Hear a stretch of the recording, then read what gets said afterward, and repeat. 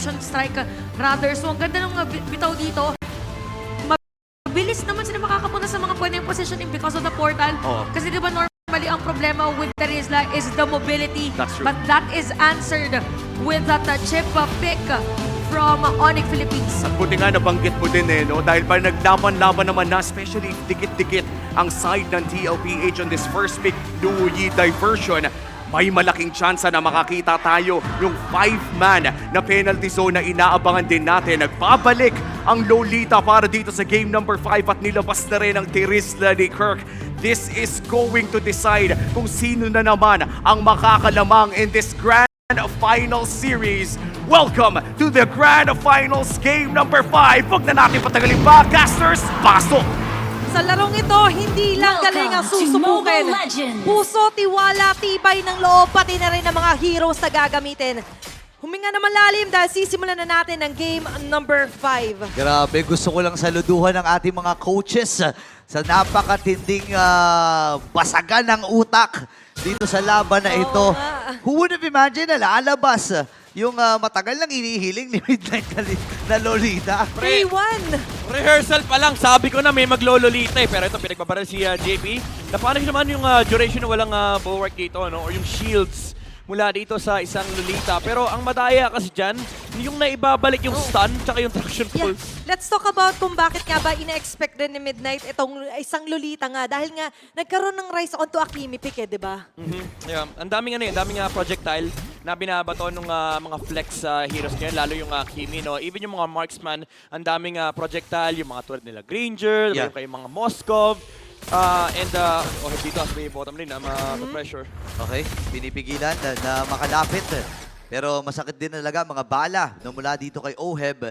Pero bukod siguro doon sa sa pag-shield, yung Numinum Blast kasi pwedeng pambasag doon sa gagawin ni JP na portal play, di ba? Yeah. Ano siya, pang-counter ng set from the enemies. Pero ang kinaganda sa last pick ng Onyx, no, it solves yung engage ng TLPH kasi you have this amazing frontliner in the form of the Terizla na nag-e-enjoy usually kapag may kalabang glue. Kasi kapag nagsi-second skill, yung glue, pag tinamaan ng isang hammer lang mula kay Kirk, si Sanford dito, is ang laki ng balik buhay. Oo, yung revenge strike and even yung execution, di ba? Sobrang crucial here for Kirk.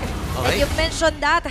Kung kaya hindi rin sila basta-basta mabuli dito sa top lane. Pero balik tayo, mid lane, Super Prince being targeted here. Oy, naku, napaflicker din! Super Prince! Ang baba na buhay pero fast with the fast execution of retribution ay ginamit na rin ni King Kong. Mapapatay si Chanyan, siya magiging unang dugo. Habang JP naman ngayon, aatras na rin, ibibigay yung pagong sa may balik muna si King Kong dun sa kanyang purple buff. May nagmintis. Ang ganda ng attempt Okay. Napakalupit ng attempt mula kay Sanji pero may hindi tumamang skill mula kay Sanji and si King Kong. Binitawan muna yung purple. Mas importante na i-punish niya yung flicker play na ginawa ni Sanji ron. Pero for TLPH, masaya naman sila kasi nakuha nila yung neutral objective ng game. So kahit papano, even though that's a first blood, a first turtle naman para sa TLPH, pinag-usapan nga natin crucial yung combinations talaga ng Luyi to totally maximize the vacuum. Yeah. Pero ngayon for Onyx, they also have the capability na manurpresa yet again with the chip here para kay Brusco. Medyo nakaka-bad trip din honestly yung yung glue ni Sanford dito. If you're the Lancelot, kahit sabihin natin nga pwede mong dasyan yung glulets. Alam mo yung magdamag, nasa harap mo yung glue, parang pwede mong dasyan. Pero pag iniwan mo, kaya kang istakanting kasi yan Okay, portal. Okay, hindi yata may iwan dito si Cartesi kasi ando na rin yung Abrasion Swat! Tulong kagad dito si Bruso. Kaya tumama yung Numinum Blast. Sanji dito yung makakakuha ng kill habang si Kirk at naman ngayon ay mababawian. Grabe yung paghabol doon at Team Liquid. 4-man Numinon Blast! Ang tagal nating hindi nasabi yun and napakagandang appraisers wrath mula kay Cartesi. Full stack, full damage, isang ampas lang nawala yung chip. And that's what you want kapag ka-Fredrin ka. Pero sa may bandang baba, pwede maging 2v2. Brusco just chasing down someone na pwede magtago. Pero sa ngayon, full-on fight yung meron kang Lolita with JP. Oh, mid lane. Okay, sa gitna naman si Super Prince na kompo. Tinamaan ng energy eruption at si Sanjay free hit lang with that dispersion and rotation. Grabe. Di ba tatapos to? Grabe naman si Cartesi. Doon palaban no? Fredrin man. Alam mo, sobrang importante kasi, again, no, for both teams na i-clear yung mid. Dalawa sila actually mag-clear niyan para basically supercharge. Walang dandruff dyan sa mid lane. Wala. Diba? Supercharge with clear talaga. Tsaka kung kanina akala nyo, makiklear nyo na siya, ay hindi. Nakabanat pa ng Appraiser strat. And all in all, ito yung mature version talaga na Carl TC na Oo. nakikita natin. Hindi na ganit sa farm. Oo. Alay sarili para sa objektiba. Pero si King Kong with uplane. Oy, okay, Oh. Phantom Execution at saka yung penalty zone ay nagamit. Yeah. Pero huli ang mga microorganisms doon habang si Carl TC naman ay kinuha na yung Bilis ikalawang ito, ah. pagong. Diversion play. Diversion. Diversion play. Dadaan ba si King Kong? Up, okay. Wait lang. Okay, medyo nakakilig muli yung mga Oo. ganong execution ng diversion ni Sanji. Supercharge muna. Supercharge. Linisin ng Dandra. Oh, wait lang. Linisin. Oh, pero ngayon, ang kailangan din na malinis actually yung play dito as far sa Onyx Philippines. But by the way, guys, it's going to be, yung last time na nakita natin ng isang Lolita played in the Grand Finals sa MPL Philippines was in Season 11 by then Echo Roamer na si Yawi laban sa Blacklist International. Grabe ka na, Lolita. Parang sa liquid na lang ata. Sa liquid na lang ata yung napipik dito. And bukod pa doon, nakikita natin kung bakit nga ba sobrang gana niya. Pero ngayon, gana, kunat ni Carl. Okay, kahit makunat, kaya lang ang dami kasing ibinabato sa kanya. Gamit na rin penalty zone, Carl? pero buhay pa rin. Si Fredrin man ngayon, tinawag na Oh! ang tropa. Dash in mula kay Kera. Patay kagad dito si Scar TC. Magkikinig siya. Ito si Sanji. Napakunat, pero mamamatay din. Habang doon sa may bandang gitna, may habulang nagaganap! Oh, ladies and gentlemen, nakabawi din. 2-4-2 ang naging palitan. Pero may hampasan pa rin. Nagkakangawitan. XP sa XP. Itong parehas na XP laner. Pero tinawag na si Oheb at pinag-normal hits. Ang sakit pa rin ng mga hampas ni Hammerman. Pero mamamatay pa rin sa kamay ng Team Liquid.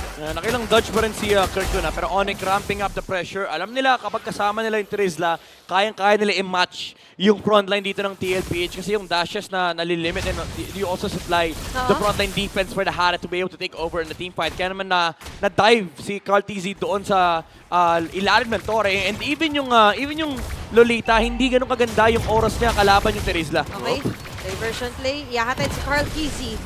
King Kong, namadali doon yung purple buff, but still, babalik tayo sa mid lane na kung saan namumuo yung pressure at yung tension. Pwede magkaroon ng chase down, but still, yung turtle, kailangan din namang simulan ni Carl Kizzy. Okay, pupuntahan na dito yung pagong, pero mapabayaan na ata nila yung bottom lane.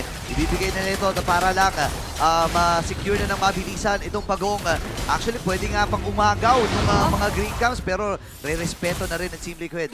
Trades na lang ang hinaharap dito ng Onyx Philippines. They don't want to give TLPH the momentum that they can amass. Kasi ang kinagandaan nitong lineup ito is ang lakas nilang kumuha ng mga towers, ang lakas nilang mag-engage, and ang lakas nilang protektahan yung objective takes ng Granger. So ang ginagawa ng Onyx Philippines is pinapalaki nila yung mapa nila. Alam nila at some point, magpo-focus dito yung TLPH na i-brute force yung mga objective, i-brute force yung mga lanes. So the way to go is by splitting the map. And somehow, gumagana naman yan. Hindi naman sobrang lagging behind dito ang Onyx Philippines. But still, ang isa sa kinakaharap nilang problema is JP and Sanford. Papasok si Kirk. Bumalik yung traction pulse, Brusco, no? Brusco! Pero ito na si Brusco. Sa may madaling ko tinawag na si King Kong. Ngayon, ipit ata ang Team Liquid Philippines. Pinagbabalik siya din yung Super Play. Pero Numino tumama! Plus! Numino Plus! Oh, hindi to free hit lang. Oh, ipit double. Pero may diversion play. Papunta na sila dun sa may pixel. Si King Kong, hindi yata nila alam na nandun sa may damuhan. Sinalubong. Pero may dispersion rotation. Wow. Ano si King Kong at makakatakas. Recalls from Onyx Philippines. At makukuha na yung Torre sa middle. Yep, nandoon yung pag-brute force na naman ng TLPH. Trinay ng Onyx sagutin yung ginagawa dito ng Liquid. Pero even if tawagin nila si King Kong, wala na kasi yung penalty zone. Yeah. Hindi rin nagamit yung mga dash kasi nakaharang yung Fredrin. Baka ma-energy eruption pa yung Lancelot and JP. Finding that initiation. Kasalanan niya yung dalawang naabot niya rito sa Onyx Philippines. And that's the kind of Numinum Blast na na-miss talaga natin. And looking at our instant replay, Ayun, maganda oh. yung idea nila Brusco. But don't forget, you do not discount his Lolita when it comes to the crowd control. Saktong-sakto kasi kakagamit lang ng Purify. For sure, nagsisigawan yan. Dadag Fury, Dadag Fury, Dadag Fury. Grabe yung bitaw na yun eh. And eto na naman yung listahan ng kasalanan ni Daddy Yeah. JP. Lumalaki na naman. Lumalaki na naman ang listahan Oo. at kailangang masolusyonan ng Onyx. Isipin mo yun na may mga kasalanan si JP tapos susolusyonan pa ng Onyx. Oo, and ang nakakainis kasi doon, sila yung pinaggawa ng kasalanan eh. Oo. So syempre kailangan nilang ayusin yan kasi ngayon, Tama. ang daming counters ng TLPH, hindi na nga mabaril ni Super Prince kasi may shield. And ngayon hindi pa sila pwedeng maging aggressive Yeah. kapag may Numenor Blast. Tsaka maganda yung attempt nila doon kay Ohe, pero problema pa rin naman, nahuhuli sila. Nandun yung Forgot. portal. Okay, binasag na kagad yung portal. Hindi makakasama si Kera Sanji. Nakuha yung Lord. Ngayon may ipitata si Kirk sa kamay ng Team Liquid Philippines. Diversion. At ang Stampede ay narito na diversion play. So may madali ko na hindi. Prince! Prince over Prince. Pumasok na si Carlito. JP natama yung Son. And Owe boy na double. Grabe ang Stampede ng Liquid. Wala na silang magawa. Even yung portal sinasalo ng TLPH ng buong buo. Ang daya ng solusyon nila. May energy eruption, may duality, tapos may bulwark. Sino nga ba naman papasok sa portal? Di ba, paano ka pahihinga kung lahat ng pwede mong pagdiskitahan na player, laging merong mangiipit sa'yo? Now, the Lord is onto the hands of TLPH. King Kong is doing his best kahit pa paano maka-speed push, pero babalik tayo Ito dito na yung brute force. sa kailangan ng depensa. Carl! Si Carl TC, nakatakas siya si Super Prince, pero ipit ata siya din si Sanjay, may ipit Oh, din. Kirk! Flicker na gamit. Lahat ng mga miyembro dito ng Luminous Team Blast? Liquid na may flicker na. Luminous Blast, hindi yata naigasa. Pasok Forgot! ngayon dito ang Onyx Philippines at mamamatay si Brusco. Yung Lord ay nagbabasag lang ng tolo sa gitna, pero si Kirk, ang baba na rin buhay. Patay na kagad si Sanjay, pasok din no. si King Kong.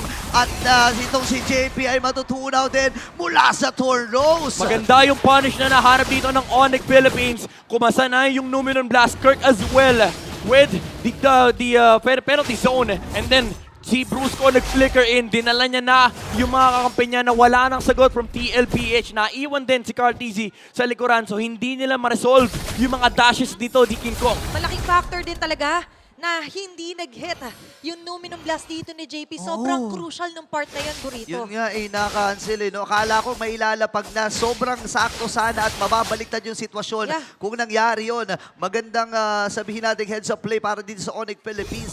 At ang laki na ng win rate dito. Kasi kung consider natin yung numbers dito, midnight. Oo, kahit hindi ganun kaganda, yung naging team fight for TLPH, basag yung mid eh. Yeah.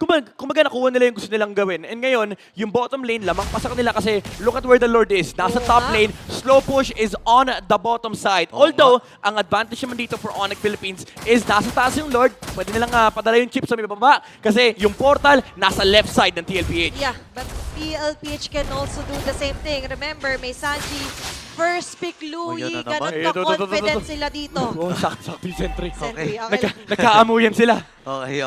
Nakakutob. Hindi ko na kinakaya yung MLBB dito. Pare-pares na sila iniisip. Napakapit nga rin ako. Akala ko mabibitaw yung Diba? diversion play. Parang silang nananalamin eh. Ganun Oo. din yung galaw. Nagkakabasahan sila eh. Ang Oo. nakakatakot doon, kung shumot doon, tas sakto yung sentry, kita ng Onyx yung buong members ng TLPH. Yari Revealed sila eh. dun. Diba? And you wouldn't want to reveal sana na maaga yung posisyon. Oo. At katulad Revealing kanina area eh. midnight, paano mo ba kakalabanin yung sarili mo rin? Oo, mahirap nga naman yon yung titingin ka muna sa salamin. 'Di ba? Pero ito, naka-ready na naman. Pinipindot na naman yung diversion. Ito na naman tayo. Minigame ng Lord. Baba ka muna, slow push. Nahawakan na ni Sanford yung wave sa Yeah. bandang ibaba. Pero do take note, again, ang Onyx Philippines, meron po silang Y-walk sa kaliwa Oo na nga. nasa likod ng TLPH. Ako nakakatakot ito ngayon. Ay, nakita ata. Eh, inaapakan. Nagkakita. Hoy! Inabangan! Doon lumabas si Brusco. Ngayon ay nagamit yung Luminous Blast. Grabe, galit na May galit. idea sila, may information sila. Layo muna si Brusco, Yeah. nagamit yung conceal. Pero andito yung diversion. Sinundan! 5 miyembro ng Team Liquid Philippines! Lord! Pero yung Lord, pinabers na kagad din ng Onyx. Alam na kagad nila, Sanford. si Sanford pinipigilan lang yung Grabe. plano dito ng Kaya- Onyx. Sanford Napakatibay lang talaga. dapat. Paano mo mababawasan? Kung naka-grab ako sa'yo, si Kiko ka nasa liban dito. Atras muna, JP, to the rescue na rin. Si Zona Carl, dito yung Carl. mga miyembro ng Onyx. Okay. Si Sanji ay nandun with the pokes. Oh my Pero si God. Oheb, diretso lamang ang tingin dito sa Lord at makukuha na nila ito ng libre. No, grabe yung commitment nila dito. Yung Numenor Blast hindi man mag-hit, pero hindi nila sinukuha na kunin si Brusco. Oo, talagang sinundan nila. Pero Oo. maganda yung call eh. Ang ganda ng bait ng Onyx Philippines. Kumbaga, na-maximize nila yung pag-aabol ng TLPH dito kay Brusco. Pero si Sanford, ito yung maganda sa bagong rework. Ang dali is-stack nung kanyang grab-grab, nakapatong siya kagad kay King Kong, effectively repelling Onyx away from the Lord. Yeah, and that was, take note, 4 members po na inilalayo niya. Kaya umabot ibang mga members to get this Lord.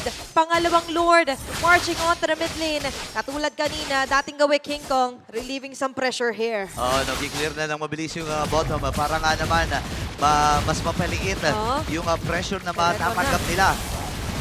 Sinasabayan muna nila yung Lord.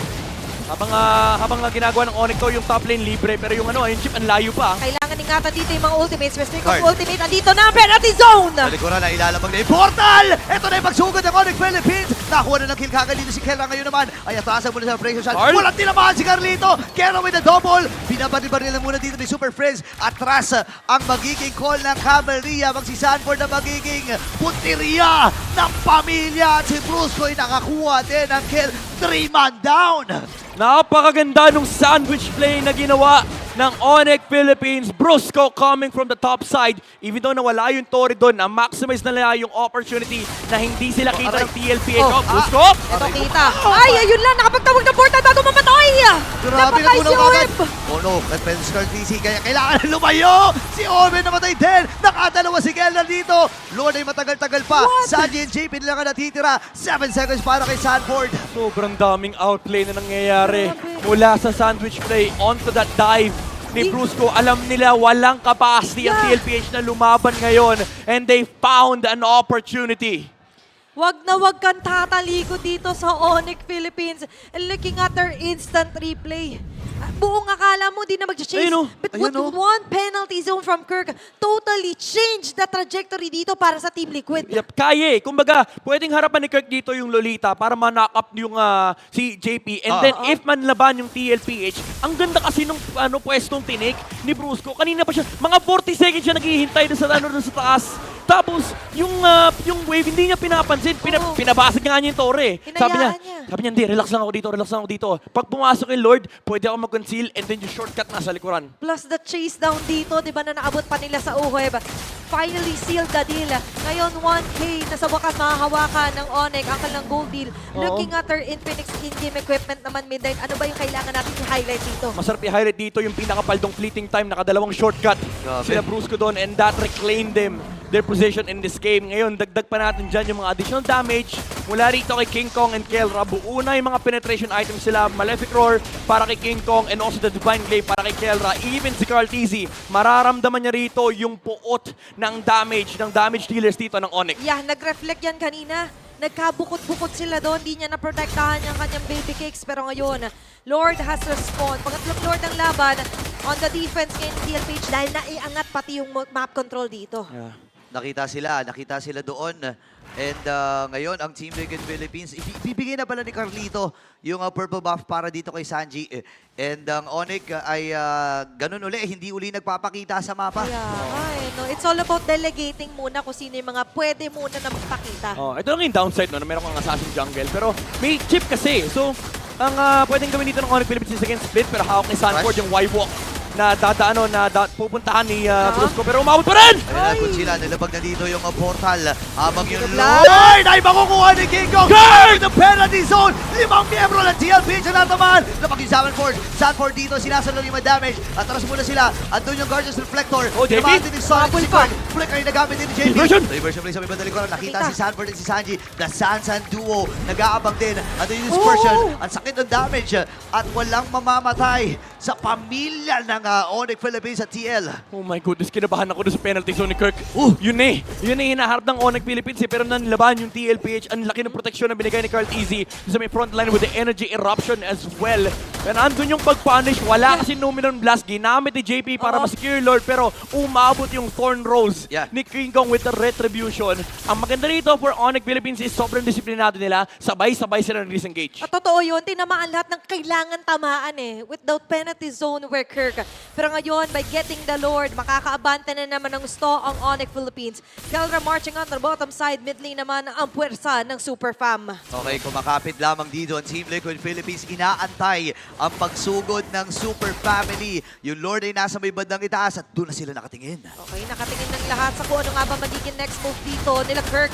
Especially here, na sobrang vulnerable ng Team Liquid. Yeah, pwede mag-all-in dito yung Onyx Philippines, pero nakakatakot din kasi yung threat na kapag pumalya sila may diversion play na pwedeng humabol sa kanila. Yeah. So, classic approach mula sa Onyx, lilinisin mo na lang yung towers and then probably wait for the next Lord. Yeah, hanggat maaari, you don't want to risk na magkaroon ng punish agad sa'yo. Ang bilis ng punishment nila sa isa't isa. Diba? Ibang May klase. chase, and you have the portal here para kay Brusco din. Ang hirap pala maging immortal, pre, Oo, no? pre. Ang hirap, road to immortality, pre. Pag road to immortality ka, pre, di ka pwede huminga. Hindi Bawal. talaga eh. Oo, kaya yung audience, buti nga yung mga audience nakakahinga eh.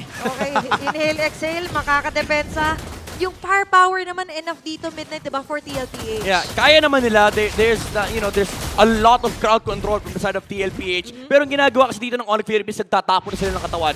Yung katawan ni Brusco, yung katawan ni Kirk, napaka-macho. Kayang-kaya nila saluhin yung mga damage output na nanggagaling dito mula kay Oheb. And tinatahina ni King Kong yung pahina dito ng Onyx Philippines. Basta maabot niya lang si Oheb. Yeah, and it all made sense na nga lang din kasi doon nagsimula actually yung pag-rise ulit dito ng Onyx Philippines. And now, looking at the position, sobrang crucial na naman na walang mabukod, walang nag-iisa kasi nga yung mga pick-off ay sobrang high ngayon. Inaapakan yung Wywalk. Nag-aabang sila sa Wywalk na Grabe, portal, ha? no? Hinihintay nila na eh. Nagbubukas yun eh. Nakikita mo nagbubukas yun eh. Pero ayaw i-check. Ayaw i-check ni Brusco. Nagpapanggap siya na hindi niya alam. Patay mali siya lang kumbaga. And as a chip specialist, alam ni JP na ito yung possible window na CCD pa talaga. Lalo't yun yung nabutas ulit sa kanila. In Phoenix in-game, equipment check muna tayo midnight. Naka-Oracle naman and Immortality by the way dito si JP. Oo, nagbenta na ng boot si Kelra. Meron ng additional sustain dito with the concentrated energy. Pero pinakamagandang i-highlight dito is yung immortality ni Kirk and also yung papuntang siguro Blade Armor, Dominance Ice para sa Terizla, para at least mabawasan dito yung sustain na nanggagaling mula kay Carl TZ and Sanford. Pero ito setup ng Onyx Philippines, medyo masama na nasa baba yung Lord para sa kanila kasi pangit yung pwesto ng Wywalk. Pero ang kinagandapan dito is chip pa din ito eh. Kumbaga pwede nila kontrolin yung kaliwang side na hindi sila masyado nag-worry kasi for sure may nagbabantay ng Wywalk sa baba. And even with King Kong here, na nakikita naman natin na tinitake into consideration nga nila na kahit na medyo lugi man ang position ng Basil at chip is a chip, pero ngayon awareness onto the map, pagbabasihan natin yung execution din nila. Ito na naman tayo, may minigame na naman. Ng Lord, ganito sa Pilipinas. Yung Lord, sinesetapan yan. Kung sa ibang region, suntukan sa Lord dito, pagandahan ng pwesto sa Lord. Diba? Hanggat maaari, hanggat kaya nilang itago, hindi muna nila ipapakita talaga. Tsaka sobrang importante nitong Lord na to, kasi enhanced na Lord na to. Ito yung hindi na namamansin. na.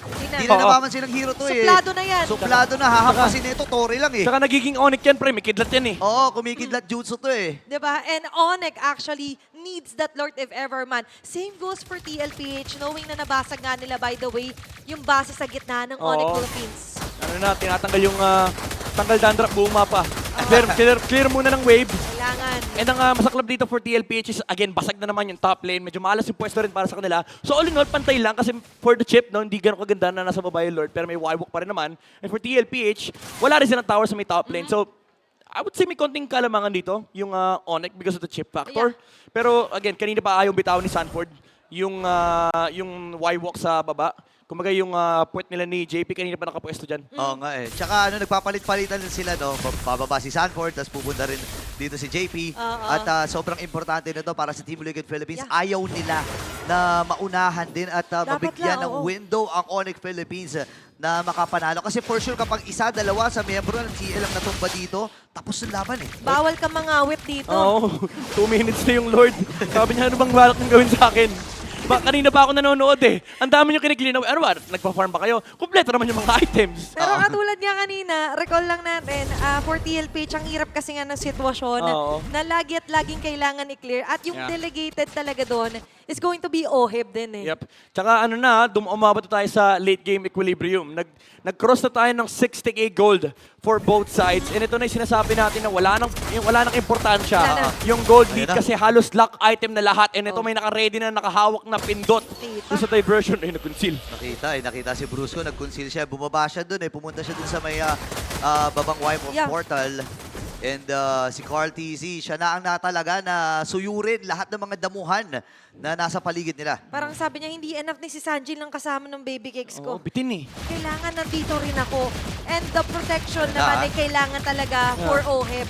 Bibigyan ko kayo ng context bakit hindi pwede TLPH yung magsimula ng Lord. Kanina pa nila hinahayaan yung Onyx na mag-start kasi may flicker yung chip. And ang nakakatakot kasi dito, pag nag-Lord yung TLPH, kailangan kasama dito yung ka-baby cakes ni Carl TZ. Nakakatakot kasi dyan is baka ma-flickeran yung Granger. Sa bagay. At ang malaking factor yan kasi pinakagagalingan ng damage dito is going to be Oheb. Yes. And ngayon for Onyx naman, very important din to notice, of course, is Kelra and King Kong. Oh, medyo natatakot nga ako sa gustong gawin ni Sanji. Yung Nakaabang diversion niya, eh. yung diversion niya kasama yung Granger eh. Oo nga eh. Alam mo naman, kailangan nila itago yan kasi yan yung isa sa mga main damage dealer nila. Yeah. Oy, Pero tinetesting nila. sisimulan na yung Lord. Itutuloy ba to or i-reset? Nakaabang si Carl TZ just in case. Kasama niya si Oheb para if ever magpakita si King Kong sa may top lane. Pero kasama rin nila si Sanji. And tinetesting ni Sanji kanina pa yung range eh. Abot naman sa Lord Pit. Grabe yung macro dito, no? Napakatindi ng tiisan dito, Tama. pre. Meron tayong record by the way ng pinakamahabang Lord Dance. Ang record po natin ng Ano pinakamahabang Lord Dance ay 7 minutes 11 seconds. Wow. So far, yung Lord Dance na to, 4 minutes and 30 seconds na. May mabibit nga ba ulit na record for the Lord Dance dito sa Grabe. FPL Philippines? And kanina nga sinasabi natin, nagtatest ng waters dito si Sanji ng range. Kaso nga lang, ulitin natin, pwede kasing ikapahamak or ikabuti ni Oheb yung gagawin niya na paghatid. Yeah. Ang pinaka-importanting target dito na hindi makita ng Onyx Philippines is yung Fredrin. Honestly, pati yung Louie, pero as long as di kita ng Onyx dito yung Fredrin, kasi baka mamaya biglang sumulput, dash in, sundot, retry, kanila pa yung Lord eh. So, hindi rin pwede i-risk ng Onyx Philippines dito yung, oy. With that diversion play. Okay, 5 minutes, 2 minutes to go. Napakatagal na netong Okay. Lord na to. Alam mo, ano na nga, nagtatampo na nga yung Lord na yun eh. Wala nang umahampas sa kanya eh. Kanina, hinahampas-hampas pa to eh. Okay, stack. Check muna tayo dito para kay Oheb. By the way, 51 onto his Sky Piercer. Akala nyo yung laro dito sa MLBB, suntukan lang. Hindi, may minigame dito. Hindi. May MLBB part 2 dito. Ang daming side quest na kailangan gawin dito ng mga players natin before the main quest. And yung main lord natin, kanina pa to nangangawit midnight. Ngawit na yan kasi kanina pa may hidden chest. Between these two teams, no? Nagki-Queen's Gambit sila. May yung nag-uutakan, saan ba tayo pwesto rito, G? Tapos sa kabila, Dave Brusco, dito ka lang, pakita ka lang dito, pwede kang mag-portal. May ganong may ganong labanan pa. Oo, kahit tayo napapa-overtake, ano nga ba yung posibilidad? Brusco.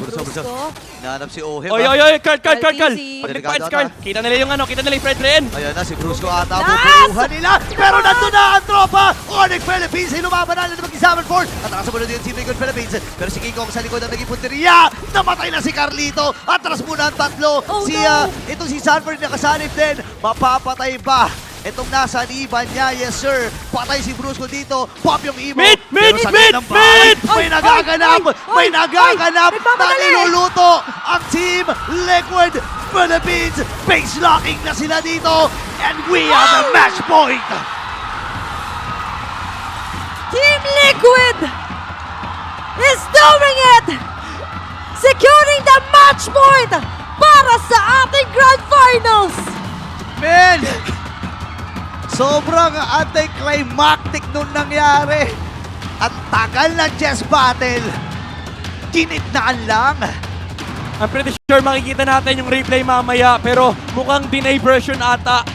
Papunta sa mid. Alamin na natin.